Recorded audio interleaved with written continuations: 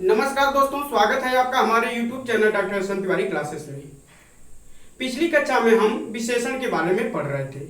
उसमें विशेषण की परिभाषा, विशेषण का अर्थ क्या होता है, विशेषण की परिभाषा क्या होती है, विशेषण के कितने भेद होते हैं, इनके बारे में हम पढ़े थे। विशेषण के भेद में गुणवाचक विशेषण के बारे में हम अध्ययन कर चुके थे। चूंकि विशेषण के 4 भेद होते हैं, उनमें से पहले भेद गुणवाचक विशेषण को हम पढ़ चुके हैं। आज जो हम पढ़ेंगे जो है विशेषण के दूसरे भेद को। तो दूसरा भेद होता है सार्वनामिक विशेषण। अब सार्वनामिक विशेषण की परिभाषा को देखेंगे। देखते हैं कि जो शब्द सर्वनाम होते हुए भी संज्ञा से पूर्व आते हैं, जो शब्द सर्वनाम होते हुए भी संज्ञा से पूर्व आते हैं और संज्ञा के विशेषता को क्या करते हैं, बताते हैं, उन्हें हम सार्वनामिक विशेषण कहते हैं। इसी सार्वनामिक विशेषण को हम संकेतवाचक विशेषण भी कहते हैं। अब संकेतवाचक विशेषण क्यों कहते हैं? क्योंकि यह जो विशेषण होते हैं, ये जो सर्वनाम होते हैं, वह जो है संज्ञा की तरफ क्या करते हैं, संकेत करते हैं, इशारा करते हैं, इसीलिए इन्हें हम संकेतवाचक विशेषण भी कहते हैं। आइए देखते हैं सार्वनामिक विशेषण। जो शब्द सर्वनाम होते हुए भी संज्ञा के पूर्व आते हैं तथा संज्ञा की विशेषता को बताते हैं, उन्हें हम सार्वनामिक विशेषण या संकेतवाचक विशेषण कहते हैं। अब इसके उदाहरण के माध्यम से इसे समझेंगे। जैसे उदाहरण है कि यह घर मेरा है। अब इसमें पूछेगा, जब परीक्षाओं में आएगा तो पूछेगा कि यह घर मेरा है में यह सर्वनाम के किस विशेषण के किस भेद में जाएगा, यह क्या है। तो देखिए, चूंकि जो परिभाषा आती है, परिभाषा कहती है कि जो शब्द सर्वनाम होते हुए भी, यानी कि वह क्या है, सर्वनाम है, निश्चयवाचक सर्वनाम के अंतर्गत यह और वह आता है। तो यह क्या है, सर्वनाम है। कह रहा है कि जो शब्द सर्वनाम होते हुए भी संज्ञा के पूर्व आए। यहां पर घर क्या है, संज्ञा है। घर जो है जातिवाचक संज्ञा है। तो कह रहा है कि जो शब्द सर्वनाम होते हुए भी संज्ञा के पूर्व आते हैं और संज्ञा की विशेषता को बताते हैं, यह जो है किसकी विशेषता को बता रहा है, घर की।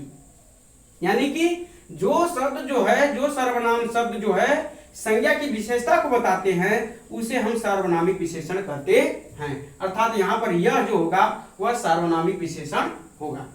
क्योंकि जब परीक्षा में यह क्वेश्चन पूछा जाता है, प्रश्न यहाँ से आता है, तो यहाँ पर पूछ दिया जाएगा कि यह क्या है, तो वहां पर थोड़ा सा कंफ्यूजन हो सकता है। उसमें अगर दे दिया कि संज्ञा है, सर्वनाम है, विशेषण है, अव्यय है, तो अब यहां पर इस कंफ्यूजन को दूर करना है हमें कि यह जो है कब सर्वनामिक विशेषण होता है और कब यह सर्वनाम होता है। यदि इसी सेंटेंस को हम उलट देते हैं कि यह मेरा घर है। अब देखिए, यह जो है, अभी जो परिभाषा आती थी कि जो शब्द सर्वनाम होते हुए भी संज्ञा के पूर्व आते हैं। देखिए यहाँ पर घर जो था संज्ञा था और संज्ञा से पूर्व क्या आ गया, यह आ गया, यानी कि सर्वनाम संज्ञा के पूर्व आ गया। और यहाँ पर जो सर्वनाम आया है वह संज्ञा के पूर्व नहीं आया है, यानी कि इसके बीच में मेरा आ गया है। तो इस प्रकार जो यहाँ पर यह होगा, यह सर्वनाम होगा, और यहाँ पर जो होगा यह वह सार्वनामिक विशेषण होगा। तो आसानी से इसको हम समझ सकते हैं। दूसरा उदाहरण देखेंगे, वह साइकिल तुम्हारी है। अब देखिए, साइकिल क्या है, यहाँ पर संज्ञा है और वह सर्वनाम है। अब यह जो वह सर्वनाम है किसकी विशेषता को बता रहा है, साइकिल की विशेषता को बता रहा है। इस प्रकार वह जो हो गया सार्वनामिक विशेषण हो गया। अब देखिए, इसे संकेतवाचक विशेषण क्यों कहते हैं, वह साइकिल तुम्हारी है, तो वह जो है साइकिल की तरफ क्या कर रहा है, संकेत कर रहा है, इसीलिए इसे हम संकेतवाचक विशेषण भी कहते हैं। अगला उदाहरण देखते हैं। यह बहुत इंपॉर्टेंट उदाहरण है, कई बार परीक्षाओं में पूछ चुका है। यह घोड़ा अच्छा है। अब देखिए, घोड़ा क्या है, यहाँ पर संज्ञा है और संज्ञा से पूर्व क्या आ गया, सर्वनाम, और यह सर्वनाम जो है संज्ञा की क्या कर रहा है, विशेषता को बता रहा है। तो यह संज्ञा की विशेषता को बताने के कारण यह जो है सार्वनामिक विशेषण होगा। लेकिन यदि यही सेंटेंस को हम परिवर्तित कर देते हैं, यह अच्छा घोड़ा है, तो यह जो है यहाँ पर यदि सेंटेंस को ऐसे कर देते हैं, यह अच्छा घोड़ा है। अब इसे पूछ लिया कि यह क्या है, तो यहां पर जो यह होगा वह जो होगा सर्वनाम होगा, क्योंकि यह जो है संज्ञा के पूर्व नहीं आया है, यानी कि यह संज्ञा की विशेषता को नहीं बता रहा है, इसलिए यहां पर जो यह होगा वह सर्वनाम होगा। अगला उदाहरण, वह नौकर नहीं आया। अब देखिए नौकर क्या है, संज्ञा हो गया, उससे पहले क्या गया, वह जो है इसकी विशेषता को क्या बता रहा है, नौकर की विशेषता को बता रहा है, इसलिए यहां पर जो वह होगा वह सार्वनामिक विशेषण होगा। यह आदमी विश्वासी है। अब पूछ लिया कि यह क्या है, तो देखिए आदमी क्या है, संज्ञा है, संज्ञा में क्या आएगा, जातिवाचक संज्ञा है।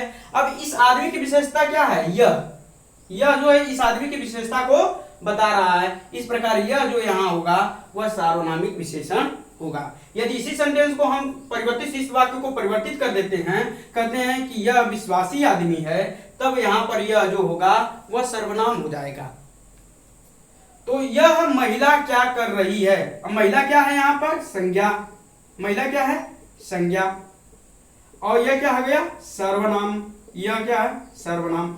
अब जो आपकी परिभाषा करी, जो शब्द सर्वनाम होते हुए भी संज्ञा के पूर्व आए, देखिए यह क्या है, सर्वनाम है और संज्ञा से पूर्व आ गया तथा संज्ञा की विशेषता को बताते हो। अब यह जो महिला, यह जो है महिला की विशेषता को बता रहा है, तो इस प्रकार जो यह जो यहाँ होगा वह सार्वनामिक विशेषण होगा। और सार्वनामिक विशेषण को हम संकेतवाचक विशेषण भी कहते हैं, तो इसको भी याद रखेंगे कि इसे हम संकेतवाचक विशेषण इसलिए कहते हैं कि यह जो है किसकी तरफ संकेत कर रहा है, महिला की तरफ। यह महिला क्या कर रही है, यानी कि यह जो है महिला की तरफ क्या कर रहा है, संकेत कर रहा है, इसलिए यह जो है संकेतवाचक विशेषण भी होगा। इसलिए जो है सार्वनामिक विशेषण या संकेतवाचक विशेषण दोनों एक होते हैं।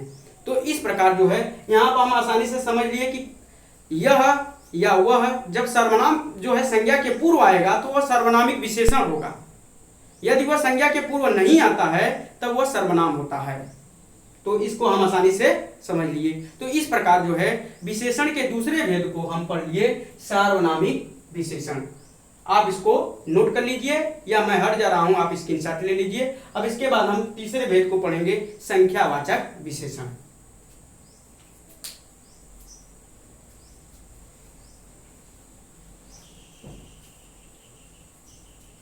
देखते हैं संख्यावाचक विशेषण।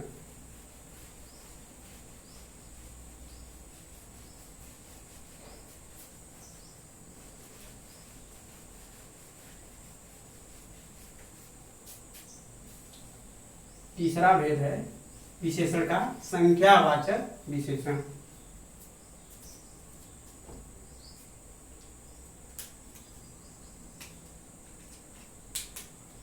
तीसरा संख्यावाचक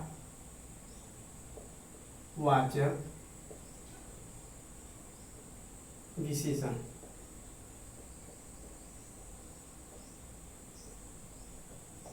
संख्यावाचक विशेषण, संख्यावाचक विशेषण की परिभाषा को देखेंगे तो जिस विशेषण शब्द से संज्ञा के संख्या का बोध होता है उसे हम संख्यावाचक विशेषण कहते हैं। अब जो संख्यावाचक विशेषण होता है इसके दो भेद होते हैं, निश्चित संख्यावाचक विशेषण और अनिश्चित संख्यावाचक विशेषण।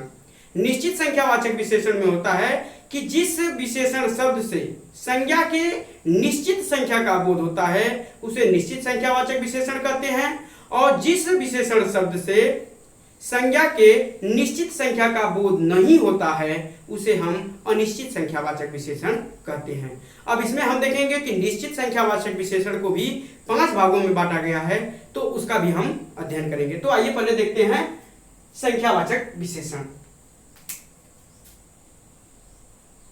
जिस विशेषण शब्द से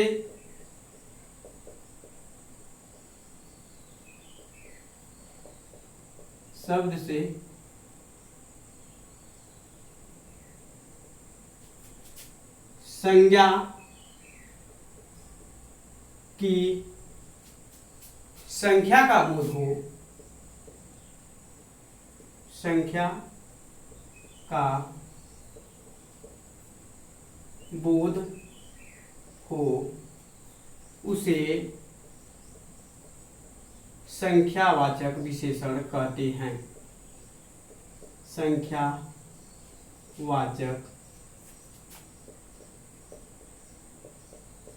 विशेषण कहते हैं।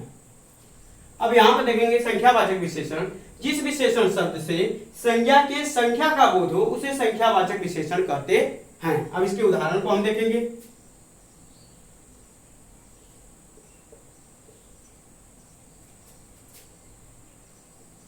मोहन के पास 3 कलम है। मोहन के पास 3 कलम है। तो जो आपकी परिभाषा है संख्यावाचक का, कि जिस विशेषण शब्द से संज्ञा के संख्या का बोध हो, यानी कि संज्ञा क्या है, यहां पर कलम क्या है, संज्ञा। कलम क्या हो गई, संज्ञा। अब इस संज्ञा के संख्या का बोध क्या करा रहा है, 3, यानी कि 3 क्या है, संख्या। तो कह रहा है कि जिस विशेषण शब्द से संज्ञा की संख्या का बोध होता है उसे हम संख्यावाचक विशेषण कहते हैं। तो इस प्रकार यहां पर 3 क्या है, संख्यावाचक विशेषण हो गया। तो पूछ लिया कि 3 उदाहरण दे दिया कि मोहन के पास 3 कलम है, में 3 है, तो संख्यावाचक विशेषण होगा। अब इसमें संख्यावाचक विशेषण को पहले ही बताया गया कि 2 भागों में विभाजित किया गया, निश्चित संख्यावाचक विशेषण और अनिश्चित संख्यावाचक विशेषण। जिस विशेषण शब्द से संज्ञा की निश्चित संख्या का बोध होता है उसे हम निश्चित संख्यावाचक विशेषण कहते हैं, और जिस विशेषण शब्द से संज्ञा के अनिश्चित संख्या का बोध होता है उसे अनिश्चित संख्यावाचक विशेषण कहते हैं। तो उसको देखेंगे। अब इसके जो है 2 भेद हैं, संख्यावाचक विशेषण के 2 भेद।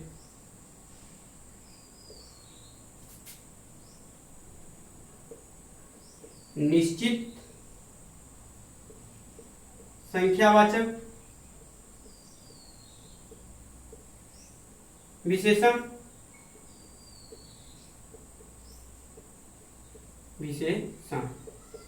और अनिश्चित संख्यावाचक विशेषण। अनिश्चित संख्यावाचक विशेषण,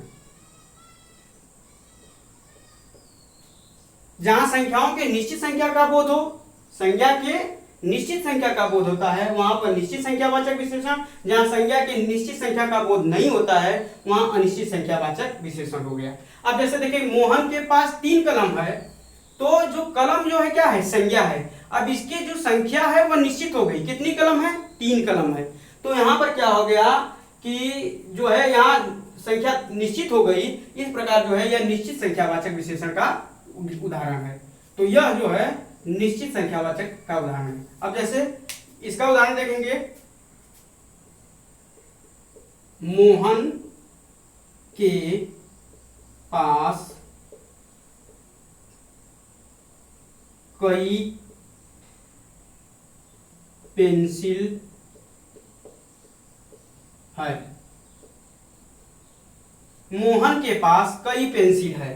अब देखिए यहां कई पेंसिल है, मतलब उसके पेंसिल की संख्या निश्चित नहीं है। इस प्रकार जो है यह अनिश्चित संख्यावाचक विशेषण के अंतर्गत आएगा। जैसे यहां पर और एक उदाहरण देखेंगे,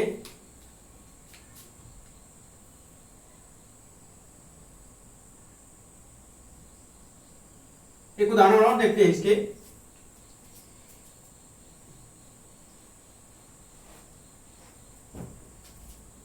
कुछ लड़के खेल रहे हैं। कुछ लड़के खेल रहे हैं। अब यहां पर लड़का क्या है, संज्ञा हो गया, और संज्ञा के पहले देखिए संख्या आ गई, और यह संख्या क्या है, अनिश्चित संख्या है। यानी कि कुछ में जो है निश्चित संख्या का बोध नहीं होने के कारण यह जो है अनिश्चित संख्यावाचक विशेषण हो गया। तो इसमें पूछ लेगा कि कुछ क्या है, तो कुछ जो होगा अनिश्चित संख्यावाचक विशेषण होगा, क्योंकि जिस संज्ञा का यह संज्ञा होगा, सॉरी यह संज्ञा हो जाएगा। तो कह रहा है कि जिस संज्ञा का संख्या का बोध होता है और संख्या का जो बोध हो निश्चित होता है, तो वहां निश्चित संख्यावाचक होता है, और जहां अनिश्चितता होती है, निश्चित संख्या का बोध नहीं होता है, वहां पर अनिश्चित संख्यावाचक विशेषण होता है। तो कुछ क्या है, संख्या अनिश्चित है, इसलिए यहां पर जो है अनिश्चित संख्यावाचक विशेषण होगा। अब हम पढ़ेंगे निश्चित संख्यावाचक विशेषण को भी 5 भागों में विभाजित किया गया है, जो विभिन्न प्रतियोगी परीक्षाओं में यहां से भी क्वेश्चन आ रहे हैं। तो इसको भी हम देख लेंगे कि जो निश्चित संख्यावाचक विशेषण होते हैं इनके 5 भेद कौन कौन से होते हैं और वहां से क्वेश्चन किस प्रकार से पूछा जाता है, इसको भी हम देखेंगे। तब तक आप इसको नोट कर लीजिए।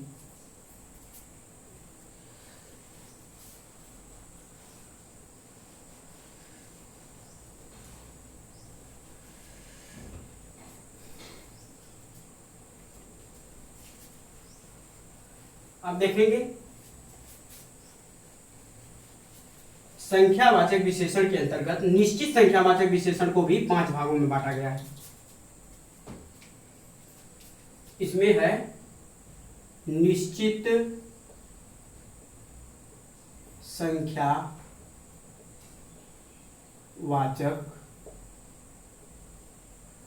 विशेषण। अब निश्चित संख्यावाचक विशेषण को भी 5 भागों में विभाजित किया गया है।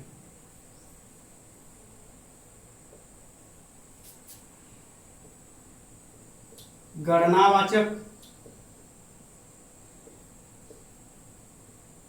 गणनावाचक में जैसे 1, 2, 3। क्रमवाचक, क्रमवाचक पहला, दूसरा, तीसरा इत्यादि। आवृत्तिवाचक, आवृत्तिवाचक दूना, तिगुना, चौगुना। अब इसके बाद आएगा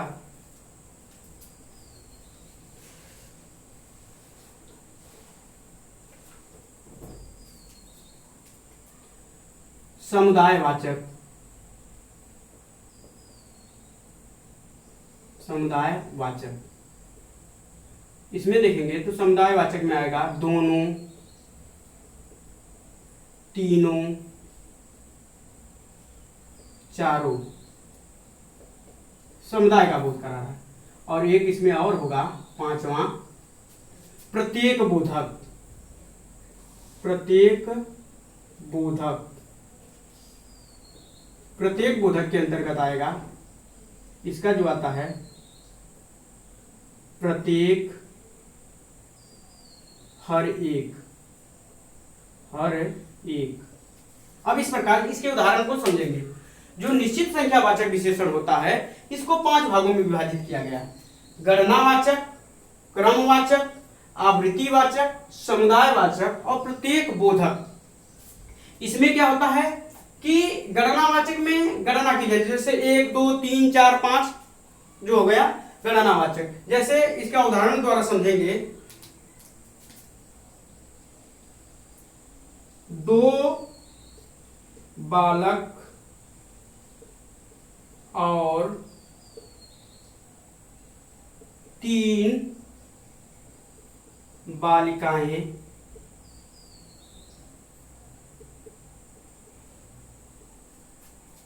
कक्षा में मौजूद थे। 2 बालक और 3 बालिकाएं कक्षा में मौजूद थे। तो देखिए ये क्या हो गया, गणनावाचक है। 2 बालक और 3 बालिकाएं, मतलब 1, 2 ये गणना हो गई। ये नहीं यानी कि 2 बालक क्या हो गया, बालकों की गणना हो गई या बालिकाओं की गणना हो गई। तो जहां 2 या 3 आ गया, यह क्या हो गया संज्ञा। अब संज्ञा के पूर्व क्या आ गया 2, यह भी हो गया संज्ञा। अब संज्ञा के पहले क्या आ गया 3, तो यह जो है गणनावाचक विशेषण के अंतर्गत आएगा। तो इसमें यहां से भी क्वेश्चन आता है कि 2 और 3 में संख्यावाचक विशेषण के अंतर्गत कौन से भेद में आएगा। तो उसमें ऑप्शन दे देगा गणनावाचक, क्रमवाचक, आवृत्तिवाचक, समुदायवाचक, इस प्रकार दे सकता है। अब इस पर उदाहरण देखेंगे। इसका पहला व्यक्ति दूसरे व्यक्ति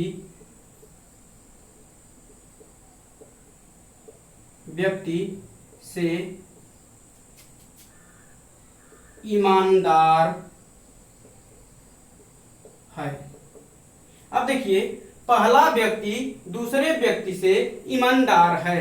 अब यहां देखिए क्रम हो गया, पहला जो व्यक्ति था वह दूसरे व्यक्ति से क्या है ईमानदार है। इस प्रकार यहां जो पहला है और यहां पर दूसरा, यह क्या है क्रमवाचक संख्या विशेषण के अंतर्गत आएगा। अब देखेंगे आवृत्तिवाचक। आवृत्तिवाचक के उदाहरण देखते हैं इस पर।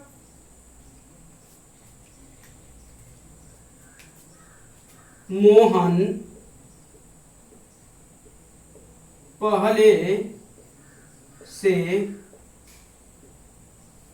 पहले से दूना मोटा हो गया है।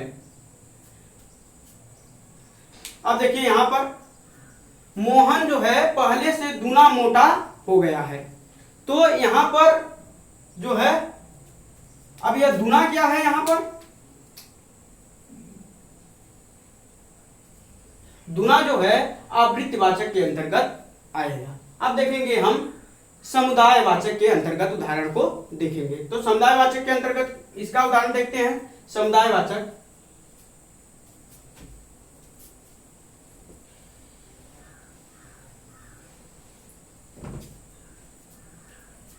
वे दोनों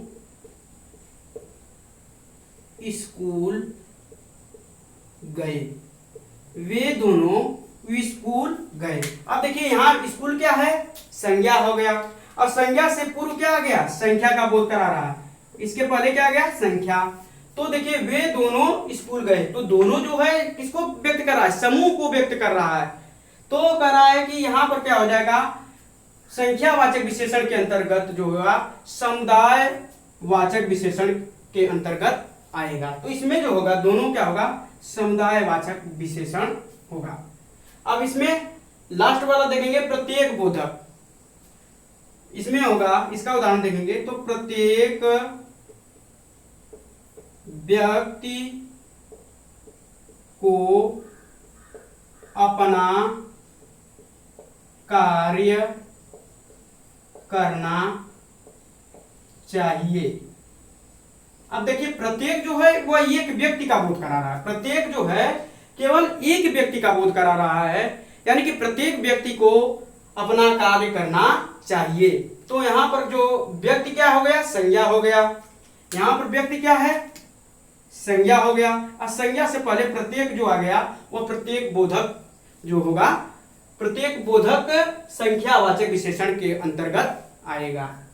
तो इस प्रकार जो है हमने जो है संख्यावाचक विशेषण के अंतर्गत निश्चित संख्यावाचक विशेषण के जो 5 भेद होते हैं उनको हम पढ़ लिए। तो यहां से भी क्वेश्चन पूछा जाता है, जैसे परीक्षाओं में ऐसे पूछ लिया जाता है कि दोनों, तीनों और चारों में विशेषण का कौन सा भेद होगा। जैसे ऐसे पूछ लिया कि दूना, तिगुना, चौगुना में विशेषण का कौन सा भेद होगा। तो उसमें क्या करेगा कि दे देगा कि निश्चित संख्यावाचक विशेषण के अंतर्गत आवृत्तिवाचक विशेषण, समुदायवाचक विशेषण, क्रमवाचक विशेषण और गणनावाचक विशेषण। तो जब आप पढ़े नहीं रहते हैं तो यहां से क्वेश्चन आपका गलत हो जाता है। तो इस प्रकार दूना, तिगुना, चौगुना जहां आएगा वहां आवृत्तिवाचक विशेषण होगा, पहला, दूसरा, तीसरा, चौथा आता है तो वहां पर क्रमवाचक विशेषण होगा, 1, 2, 3, 4, 5 आता है तो गणनावाचक विशेषण होगा। दोनों, तीनों, चारों, पांचों व्यक्ति एक साथ तालाब में नहाने के लिए गए। तो यहाँ पर क्या हो गया, पांचों जो है एक समुदाय का बोध करा रहा है, तो यहाँ पर जो है समुदायवाचक विशेषण होगा। यहाँ देखेंगे प्रत्येक बोधक में जैसे हर एक व्यक्ति को या हर एक बच्चे को अपना गृह कार्य करके लाना है। तो हर एक बच्चे मतलब सारे बच्चों का, क्लास में जितने बच्चे हैं उनका सभी बच्चों का बोध करा रहा है, लेकिन वो प्रत्येक एक एक बच्चे का बोध करा रहा है। तो यहाँ पर जो है हर एक जो है प्रत्येक बोधक विशेषण के अंतर्गत आएगा। अब इसमें जो होता है गणनावाचक जो विशेषण होता है, इसके भी दो भेद होते हैं। गणनावाचक जो विशेषण होता है इसके भी दो भेद होते हैं। तो उसको बस ऐसे ही जान लीजिए कि गणनावाचक जो विशेषण होते हैं इनके दो भेद होते हैं। पूर्णांक बोधक होता है, पूर्णांक बोधक, अपूर्णांक बोधक, अपूर्णांक बोधक। तो पूर्णांक बोधक में क्या होता है, जैसे 100 हो गया, 200 हो गया, 300 हो गया, यह पूर्णांक हो गया। अपूर्णांक बोधक के अंतर्गत जैसे 250, 350, 450, यह क्या हो गया, अपूर्णांक बोधक हो गया। तो जैसे वो दे दिया कि 250 बालक कक्षा में मौजूद थे, तो 250 जो बालक थे वो अपूर्णांक बोधक का बोध करा रहा है। तो बालक 250 बालक, तो बालक की विशेषता क्या है, कितने थे, 250, यानी कि वो संख्या का बोध करा रहा है 250। तो 250 क्या है, एक पूर्णांक नहीं है, यानी कि वह 300 होता तो वह पूर्णांक होता, वह पूर्णांक नहीं है, तो वह जो है अपूर्णांक बोधक होगा। तो इस प्रकार जो है विशेषण के तीसरे भेद को हमने पढ़ लिया, संख्यावाचक विशेषण। इसमें कितने संख्यावाचक विशेषण के कितने भेद होते हैं, उनमें उपभेद कितने होते हैं, उन सब के बारे में हमने चर्चा कर लिए। अब देखेंगे हम चौथा जो विशेषण होता है उसके बारे में अध्ययन करेंगे। परिमाण बोधक विशेषण के अंतर्गत क्या क्या आते हैं उनको हम अध्ययन करेंगे, तब तक आप इसको नोट कर लीजिए।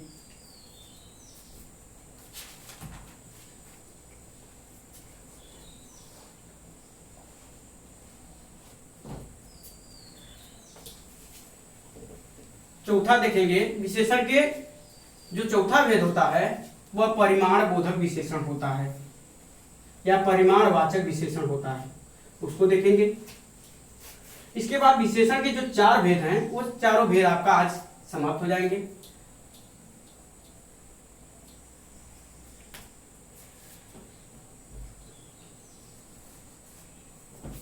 परिमाण बोधक, परिमाण बोधक विशेषण, जो विशेषण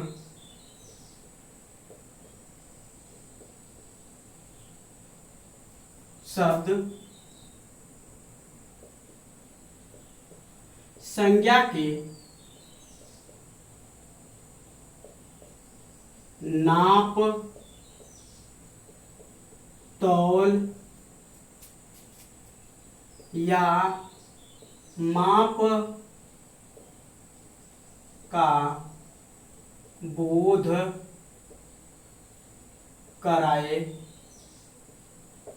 उसे परिमाण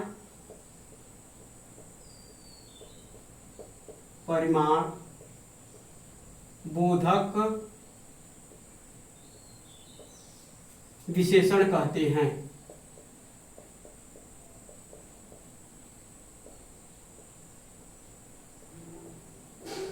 उसे परिमाण बोधक विशेषण कहते हैं। अब इस परिमाण बोधक विशेषण के भी 2 भेद होते हैं, देखते हैं।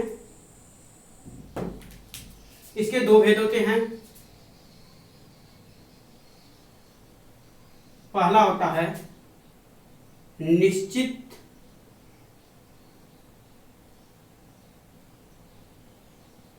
परिमाण बोधक विशेषण, अनिश्चित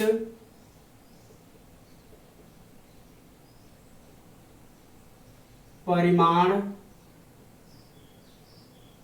बोधक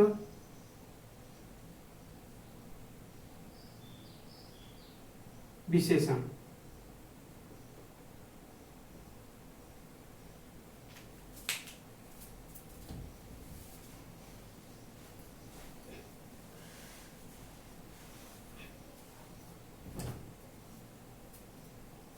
अब देखेंगे कि परिमाण बोधक विशेषण जो होता है, जो विशेषण शब्द संज्ञा के नाप तौल या माप का बोध कराते हैं उन्हें परिमाण बोधक विशेषण कहते हैं। अब इसमें होता है कि निश्चित परिमाण बोधक विशेषण और अनिश्चित परिमाण बोधक विशेषण। अब इनके भेदों में जहां जो है संज्ञा के निश्चित संख्या का बोध हो वहां पर निश्चित परिमाण बोधक विशेषण होता है, जहां संख्या क्या हो अनिश्चित हो वहां पर अनिश्चित जो है परिमाण बोधक विशेषण होता है। इसको उदाहरण के माध्यम से समझेंगे।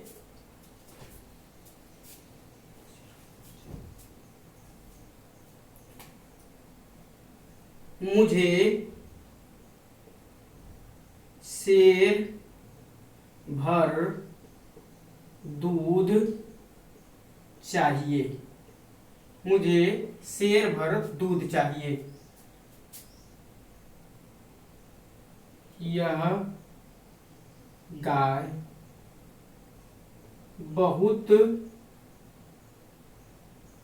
दूध देती है।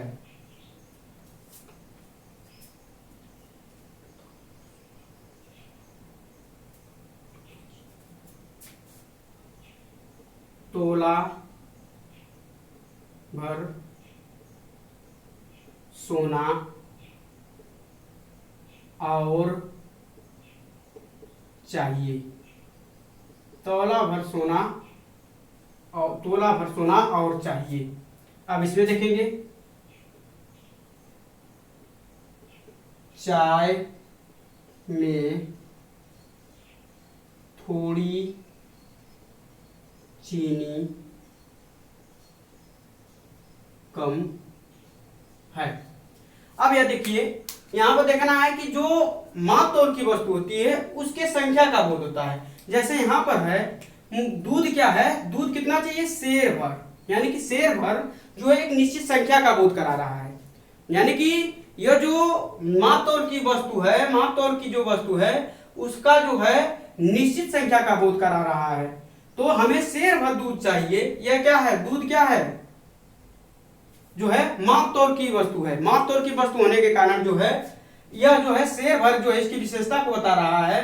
तो यह जो है कौन सा आएगा, परिमाण बोधक विशेषण के अंतर्गत आएगा। जैसे सेर भर दूध हम कह रहे हैं तो दूध की बात हो रही है, लेकिन सेर भर यानी कि सेर भर दूध यानी कि एक निश्चित मात्रा उसमें जो है निर्धारित कर दी गई है। और यहाँ पर देखेंगे यह गाय बहुत दूध देती है। अब देखिए दूध क्या है, माप तौल की वस्तु हो गई। अब दूध की विशेषता है बहुत दूध देती है।